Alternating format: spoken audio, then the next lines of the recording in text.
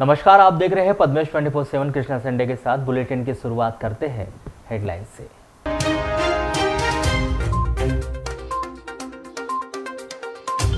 CBSE board ने जारी किया परीक्षा परिणाम, बेटियों ने मारी बाजी, गौरी ने किया टॉप।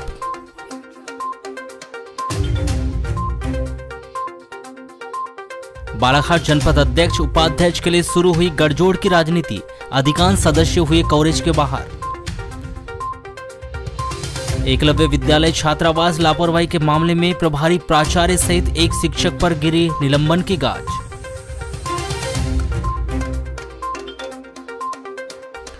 तीन गांव के लोगों की परेशानी, जान जोखिम में डालकर रोजाना नदी पार कर रहे हैं 1000 से अधिक लोग।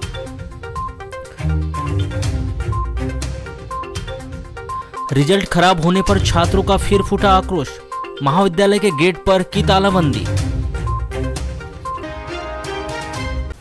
त्रिस्तरीय पंचायत चुनाव के अंतिम चरण के तहत जनपद पंचायत में अपनी अपनी सरकार बनाने, अपने अपने पार्टी के अध्यक्ष उपाध्यक्ष पद को काबिज करवाने के लिए कांग्रेस भाजपा एड़ी चोटी का जोर लगा रही है। यही स्थिति बालाघाट जनपद पंचायत में भी दिखाई दे रही है। लेकिन यहाँ बड़ी बात यह है कि दोनों ही पार्टी निर्दलीयों के भरोसे बैठी हुई है।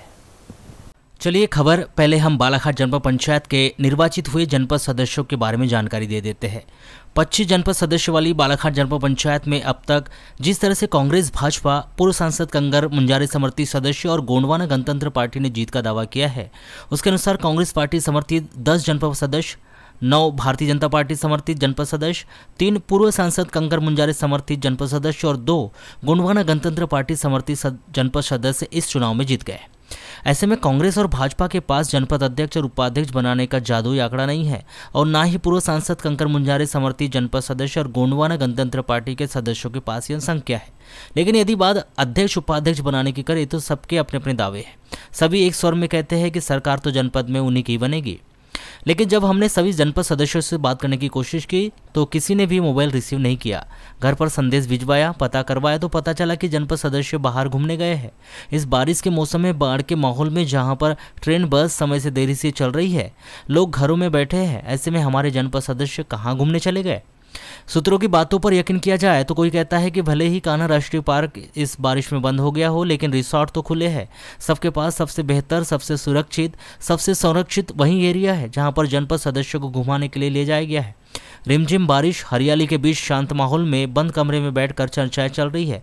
तो वहीं कोई कहता है कि भैया जनपद सदस्य तो चुनाव जीतने के बाद शिरडी गए हैं, उनकी मनोकामना जो पूरी हो गई है।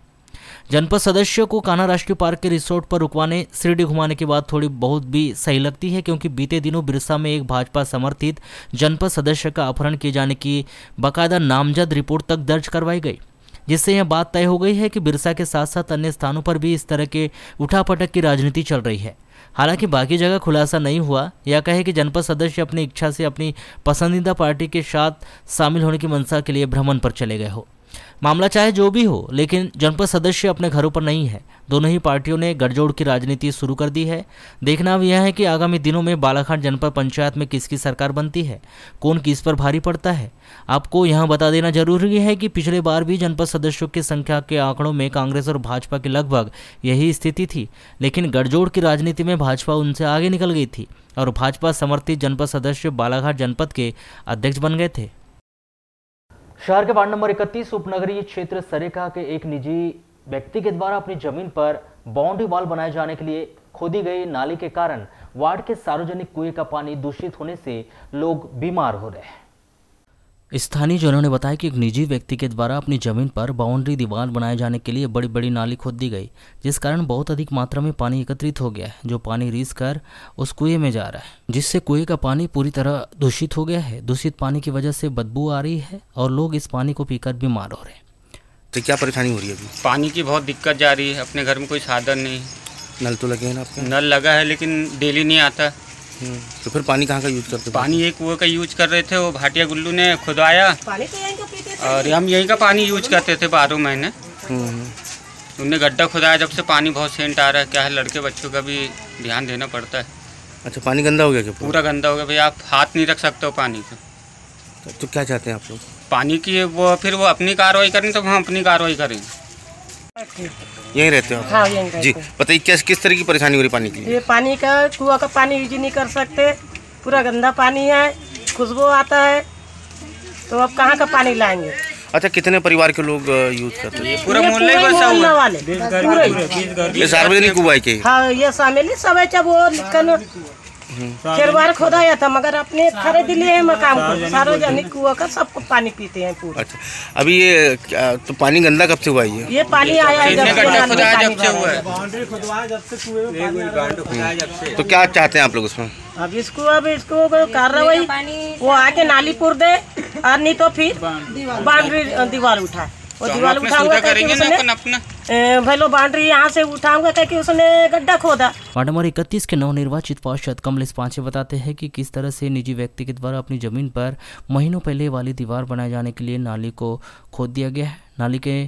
नाली ने नाले का स्वरूप ले लिया। बहुत अधिक मात्रा में पानी जमा हो गया है, जिससे कुएं का पानी दूषित हो रहा है। नगर पालिका सीएमओ से चर्चा हुई है, जिसके बाद 2 कर्मचारी वार्ड में आए थे, जिन्होंने समस्या लिख कर ले गए। हो रही है यहाँ पर अभी 4-5 दिनों से वार्ड के लोग मेरे पास आ रहे थे। समस्या यह है कि यहाँ की गुलशन भाटिया जी की जो ज़मीन है, पीछे से 25-30 घर के लोग हैं यहाँ पर। ये लोग तो इन्होंने बाउंड्री उठा दिया है, नाला खोद दिया है बाउंड्री बनाने के लिए, लेकिन 3-4 महीना हो गया नाला खोदने के बाद भी बाउंड्री नहीं उठाया। अब बरसात के दिनों में इतनी ज़्यादा दिक्कत परेशानी हो रही है इन लोगों की, पूरा नाले में पानी भर गया और नाले से लगा हुआ कुआं है, जो कुएं का पानी पूरा गंदा हो गया है, जिस कारण से यहाँ के पूरे बच्चे से लेके बड़े बुजुर्ग लोग सब बीमार होते जा रहे हैं। कई 2-3 बार तो हॉस्पिटलों में देखा हूँ मैंने बच्चे लोगों को जो लेके जा रहे हैं। अब गरीब परिवार के लोग हैं यहाँ पर, फिर हॉस्पिटल में बच्चों के लिए इलाज कराते रहेंगे या पानी की समस्या के लिए जूझते रहेंगे। पानी की इतनी ज़्यादा समस्या हुई कि पानी पी नहीं पा, हाथ में पानी ले रहा है तो पानी एकदम बदबू मार रहा है। नगर पालिका में मुख्य नगर पालिका अधिकारी महोदय से मैंने बात की है अभी, तो इन्होंने 2-3 कर्मचारी को भेजे हैं। अब पानी भी जो लाइन से आती है तो वो पानी करीबन 10 से 15 मिनट पानी आता है, जिस कारण से यहाँ पे पानी नहीं मिल पाता। सभी वार्ड के लोगों का कहना है कि कम से कम भाटिया जी ने यहाँ पे जो बाउंड्री के लिए नाला खुदवाया गया है, तो ठीक है नाला खुदा, अपनी जमीन पर बाउंड्री उठा देना था तो इतनी ज़्यादा समस्या नहीं होती। अब समस्या इतनी ज़्यादा बढ़ गई है कि पूरा नाले का पानी कुएं में आ रहा है और कुएं का पानी इतना ज़्यादा गंदा हो गया है कि पूरे वार्ड के लोग बीमार पड़ते जा रहे हैं। तो क्या चाहते हैं हम? मैं चाहता हूं कि गुलशन भाटिया जी अभी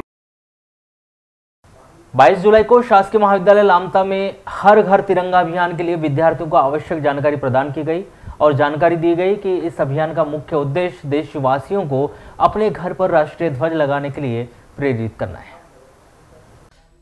जन सामान्य में देशवासियों के भावना जागृत करना है तथा देशवासियों में देशभक्ति की भावना को जागृत एवं राष्ट्रीय ध्वज के बारे में जागरूकता उत्पन्न करना है। यह कार्यक्रम महाविद्यालय के प्राचार्य डॉक्टर सुनीता वैद्य के मार्गदर्शन एवं राष्ट्रीय सेवा योजना के कार्यक्रम अधिकारी डॉक्टर डुलेश्वरी टेम्बरे के नेतृत्व में समस्त छात्र छात्राओं की रैली निकालकर ग्रामीणों ने हर घर तिरंगा अभियान के अंतर्गत नारे लगाकर जन जागरूकता करने का प्रयास किया।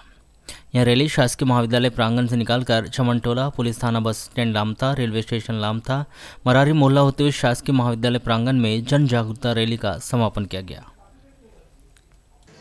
हर घर तिरंगा, हर घर तिरंगा, भारत माता की जय, भारत माता की जय, भारत माता की वंदे वंदे वंदे वंदे वंदे वंदे वंदे, हर घर तिरंगा, हर घर तिरंगा, भारत माता की जय, भारत माता की जय, वंदे वंदे वंदे वंदे।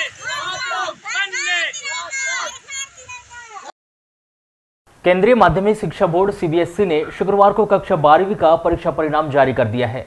जिले की बेटियों ने मेरिट सूची में अपना दबदबा कायम कर रखा। सीबीएसई के परीक्षा परिणाम जारी होते ही लंबे समय से रिजल्ट का इंतजार कर रहे विद्यार्थियों में खुशी की लहर है। बात अगर जिले की करें तो जिले के समस्त सीबीएसई पैटर्न स्कूलों में परीक्षा परिणामों को लेकर खासा उत्साह देखा जा रहा है। सीबीएसई द्वारा जारी किए गए कक्षा 12वीं के परिणामों में इस बार केंद्रीय विद्यालय भरवेली की छात्रा गौरी बिसेन ने 95.8% लेकर जिले में टॉप किया है, तो वहीं केंद्रीय विद्यालय के ही छात्र रिसांग तुर्कर ने 95% अंक हासिल कर जिले में द्वितीय स्थान प्राप्त किया है। इसके अलावा जवाहर नवोदय विद्यालय वारासिवनी सहित जिले के समस्त सीबीएसई पैटर्न स्कूलों में 100% परीक्षा परिणाम बताया गया है, जहां इस परीक्षा परिणाम में बेहतर प्रदर्शन कर टॉप 5 में सूची में आने वाले विद्यार्थियों ने अपनी इस सफलता का श्रेय अपने माता पिता, स्कूल टीचर व अन्य सहयोगी को देते हुए विभिन्न क्षेत्रों में अपना भविष्य बनाने की बात कही है। सीबीएसई द्वारा जारी किए गए कक्षा 12वीं के परीक्षा परिणामों में जिले का रिजल्ट सम्मानजनक रहा, जिसमें ज्यादातर विद्यार्थी पास हुए तो वहीं 6 से अधिक विद्यार्थियों ने टॉप 5 में अपनी जगह बनाई है। केंद्रीय विद्यालय भरवेली से प्राप्त आंकड़ों के अनुसार केंद्रीय विद्यालय भरवेली की छात्रा कुमारी गौरी बिसेन ने साइंस विषय में 95.8% अंक लेकर पूरे जिले में टॉप किया है, तो वहीं केंद्रीय विद्यालय के ही छात्र रिशांग तुर्कर ने साइंस विषय में 95% अंक हासिल कर जिले में दूसरा स्थान प्राप्त किया है। इसके अलावा साइंस में जवाहर नवोदय विद्यालय वारासिवनी की छात्रा प्रियांशी हरिणखेड़े ने 94.60% अंक लेकर जिले में तीसरा स्थान कायम किया है, तो वहीं जवाहर नवोदय विद्यालय वारासिवनी में ही 94.20% अंक के साथ निशा बेहराम ने साइंस विषय में चौथा स्थान प्राप्त किया है। इसके अलावा 93.8 अंक के साथ आंचल कसार और ग्रीन वैली पब्लिक स्कूल की छात्रा वीणा गोलछा ने जिले में 5वां स्थान प्राप्त कर टॉप 5 में अपनी जगह बनाई है। इनके अलावा जवाहर नवोदय विद्यालय के छात्र रुद्र रूपम नायक, शीतल सयाम और काजल कासपुरी ने 93.6 अंक हासिल कर जिले में 6वां स्थान प्राप्त किया है। इसके अलावा अन्य विद्यालयों के विद्यार्थियों ने भी टॉप 10 की लिस्ट में अपनी अपनी जगह बनाई है। जिले की टॉपर गौरी बिसेन ने शिक्षा के क्षेत्र में काम करने की इच्छा जाहिर की है, तो वहीं दूसरे स्थान पर रहे रिशांग तुर्कर ने नीट एग्जाम की तैयारी करने की इच्छा जताई है।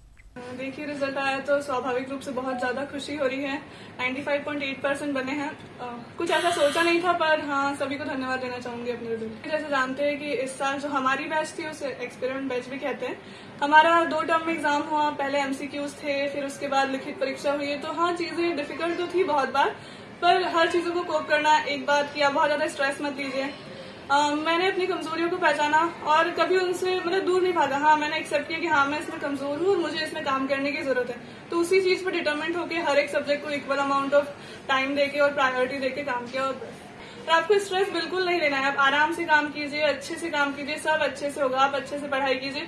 स्ट्रेस होने से आपको और ज्यादा परेशानी होती है, आप जो पढ़ते हैं वो आपको याद नहीं रहेगा, इसलिए स्ट्रेस मत लीजिए। म्यूजिक सुनिए या आपको किसी और चीज में इंटरेस्ट है, आप वो देखिए, किताबें पढ़िए तो आपको अच्छा लगेगा। मेरे 95% आए हैं। तैयारी मेरी अन्य किसी आम विद्यार्थी की तरह ही थी।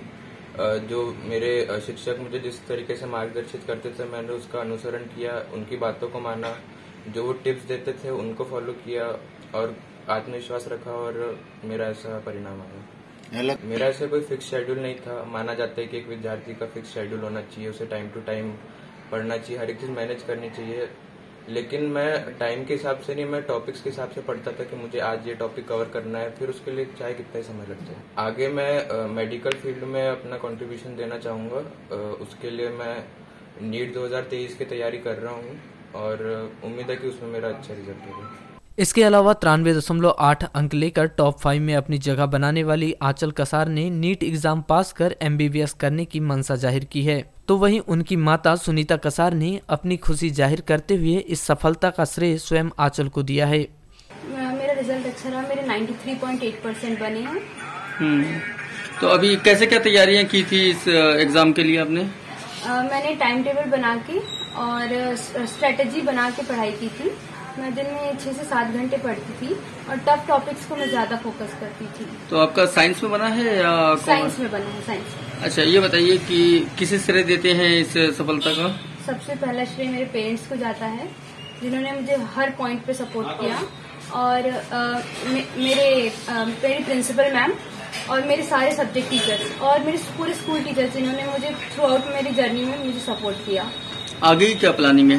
मैं आगे नीट क्वालिफाई करके MBBS करना चाहती हूँ। मुझे तो बहुत अच्छा लग रहा है, मैं बहुत प्राउड महसूस कर रही हूँ। ये बचपन से ही होशियार है और बहुत अच्छा लगा। ये जो भी इसको सफलता मिली है, सब इसकी मेहनत और कोशिश करनी। कहीं न कहीं माँ बाप का हाथ रहता है। मैंने बस समय दी हूँ, बेटा जितना समय लगता है पढ़ो, सिर्फ पढ़ाई में फोकस करो, मैंने बस यही गाइड। केंद्रीय विद्यालय के प्राचार्य पंकज कुमार जैन ने बताया कि जिले में केंद्रीय विद्यालय भरवेली और जवाहर नवोदय विद्यालय वारासिवनी का 100% रिजल्ट रहा है।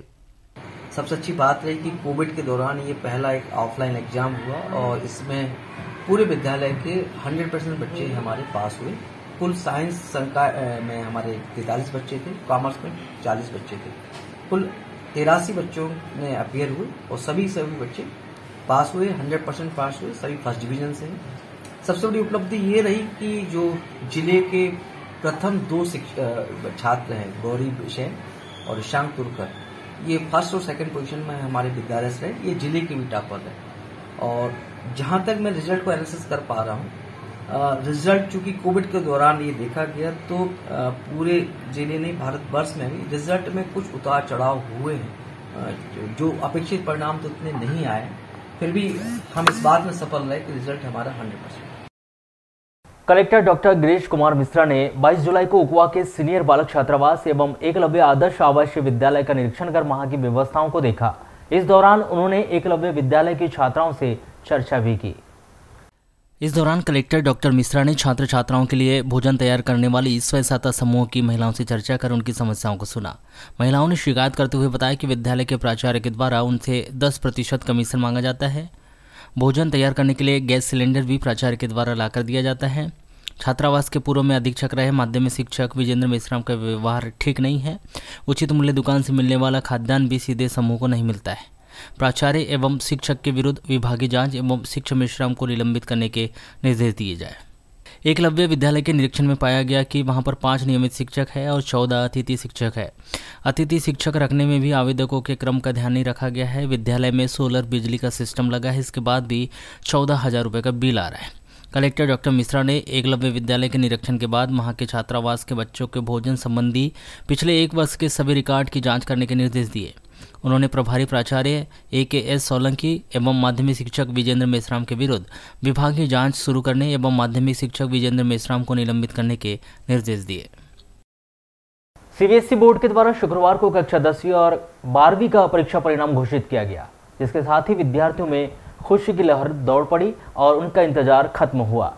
इस दौरान विद्यार्थियों के द्वारा कंप्यूटर सेंटरों व घरों में व मोबाइल पर रिजल्ट देखकर खुशियां मनाई गई। इसी कड़ी में जिले का प्रतिष्ठित शिक्षण संस्थान वारासिवनी जवाहर नवोदय विद्यालय में कक्षा 10वीं और कक्षा 12वीं का परीक्षा परिणाम सराहनीय रहा, जिसमें 100% विद्यार्थियों ने परीक्षा उत्तीर्ण की। इस दौरान कक्षा 10वीं की परीक्षा में 81 विद्यार्थी और कक्षा 12वीं की परीक्षा में 78 विद्यार्थी शामिल हुए थे, जिसमें विज्ञान के 41 और वाणिज्य के 37 विद्यार्थी थे, जिसमें सभी विद्यार्थियों ने प्रथम स्थान प्राप्त कर परीक्षा उत्तीर्ण की, तो वहीं कुछ विद्यार्थियों ने जिले की सूची में अपना नाम दर्ज करवाया, जिनके उज्जवल भविष्य की कामना नवोदय विद्यालय प्राचार्य पूनम राज शर्मा व स्टाफ के द्वारा की गई। जवाहर नवोदय विद्यालय में कक्षा 10वीं में अध्ययनरत 81 छात्र छात्राओं ने कक्षा 10वीं की बोर्ड परीक्षा में भाग लिया था। छात्र छात्राओं ने अच्छे अंकों से परीक्षा उत्तीर्ण की है, जिसमें विद्यालय में मुस्कान पिता सरोज डोंगरे ने 97.20% अंक के साथ प्रथम स्थान प्राप्त किया, तो वहीं मानस ठाकुर ने 97% अंक प्राप्त कर द्वितीय स्थान प्राप्त किया है एवं मयंक पिता सुभाष धारणे ने 96.4% अंक के साथ तृतीय स्थान प्राप्त किया है। कक्षा 10वीं की CBSE बोर्ड परीक्षा में विद्यालय में तृतीय स्थान प्राप्त करने वाले मयंक धारणे ने गणित और सामाजिक विज्ञान विषय में 100 में से 100 नंबर प्राप्त किए हैं, तो वहीं हनी सोमनकर ने सामाजिक विज्ञान विषय में 100 में से 100 अंक प्राप्त किए हैं। कक्षा 12वीं के विज्ञान विषय में 41 विद्यार्थियों ने भाग लिया था, जिसमें सभी ने अच्छे अंकों के साथ परीक्षा को उत्तीर्ण किया है, जिसमें पांडरवानी लालबर्रा निवासी प्रिंसी पिता किशोर हरिणखेड़े ने 94.60% अंक के साथ प्रथम स्थान प्राप्त किया है। इसी कड़ी में बालाघाट निवासी नैन्सी पिता SL भैरम ने 94.20% अंक के साथ द्वितीय स्थान प्राप्त किया है एवं रुद्र रूपम नायक किरनापुर निवासी काजुल काशीपुरी वारासिवनी निवासी शीतल पिता दिलीप सिंह सहियाम ने 93.60% अंक के साथ तृतीय स्थान प्राप्त किया है। जवाहर नवोदय विद्यालय की कक्षा 12वीं के वाणिज्य संकाय में 37 विद्यार्थियों ने CBSE बोर्ड परीक्षा में भाग लिया था, जिसमें लामता निवासी मसीदा सैयद और निधि सोनेश्वर ने 92.40% अंक के साथ प्रथम स्थान प्राप्त किया। वहीं मुस्कान पिता महेश डायने ने 91.20% अंक के साथ द्वितीय स्थान प्राप्त किया और अस्मिता ग्वालवंशी अभिषेक पिता सुनील लोनाहारकर ने 91% अंक के साथ तृतीय स्थान प्राप्त किया। साथ ही बाकी विद्यार्थियों ने भी अच्छे अंक प्राप्त कर परीक्षा उत्तीर्ण की है। सर, जवाहर नवोदय विद्यालय का रिजल्ट बहुत अच्छा रहा, 100% रहा है। हमारे यहाँ 2 संकाय हैं, विज्ञान संकाय और वाणिज्य संकाय। विज्ञान संकाय में हमारे यहाँ प्रिंसी हेमखेड़े बच्ची जो है वो प्रथम रही है, उसने 94.60% अंक प्राप्त किए हैं। द्वितीय स्थान पे हमारे यहाँ नैनिसा बहराम है और तृतीय स्थान पे 3 बच्चे हैं विज्ञान संकाय में, रुद्ररूपम नायक, काजोल काशीपुरी और शीतल सयाम। वाणिज्य संकाय में हमारे यहाँ प्रथम स्थान पे जो बच्ची आई है उसका नाम है मसीरा सैयद, उसने 92.40 अंक प्रतिशत प्राप्त किए हैं। उसके साथ ही निधि सोनेसर ने भी प्रथम स्थान प्राप्त किया है। स्थान पे अभिषेक लोनारकर और अस्मिता ग्वालवंशी।